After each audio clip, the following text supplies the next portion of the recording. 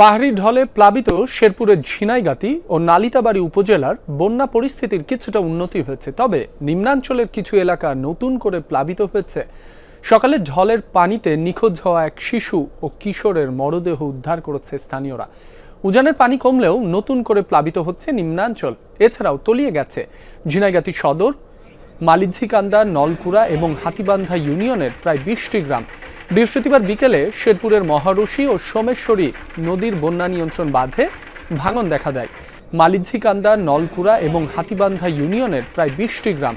বৃহস্পতিবার বিকেলে শেরপুরের মহারশী ও সোমেশ্বরী নদীর বন্যা নিয়ন্ত্রণ বাঁধে ভাঙন দেখা দেয়। ভেসে যায় নদী তীরবর্তী 15টি কাঁচা পাকা ঘর। গবাদি পশু নিয়ে অনেকে আশ্রয় নিয়েছেন উঁচু স্থানে। পানিতে ডুবেছে আমন ক্ষেত সহ বিভিন্ন ফসলের কয়েক হাজার হেক্টর জমি। ভেসে গেছে শতাধিক মাছের ঘের। এ বিষয়ে আরো জানাতে যোগ দিচ্ছেন সহকর্মী আদিল মাহমুদ উজ্জ্বল। উজ্জ্বল, পানি কি কমতে শুরু করেছে? দুর্গতরা কিভাবে দৈনন্দিন কাজ সারছেন সে বিষয়েও জানাবেন।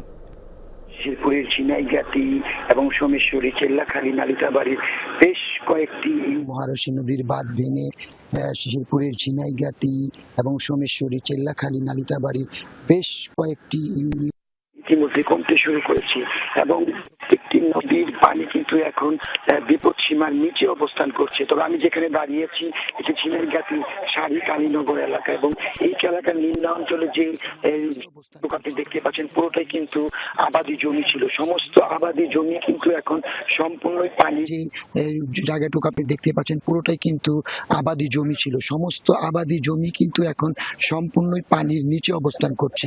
আরেকটি কথা যদি বলি যে ক্ষতিগ্রস্ত যে বন্যা নিয়ন্ত্রণ বাঁধটি ইতিমধ্যে কিন্তু পানি উন্নয়ন বোর্ড সেই কাজটি করার জন্য খোঁজ নিয়েছেন এবং প্রশাসন আমাকে জানিয়েছে যে হয়তো আজকে বিকাল থেকেই সেই ক্ষতিগ্রস্ত বাঁধ নির্মাণে তারা উদ্যোগ নেবেন। আরেকটি বিষয় বলে রাখি যে এখানে প্রায় কৃষি অফিস সূত্রে আমরা যতটুকু জানতে পেরেছি 2000 হেক্টর আমনের ফসল কিন্তু এবং সবজি ক্ষেত তলিয়ে গেছে।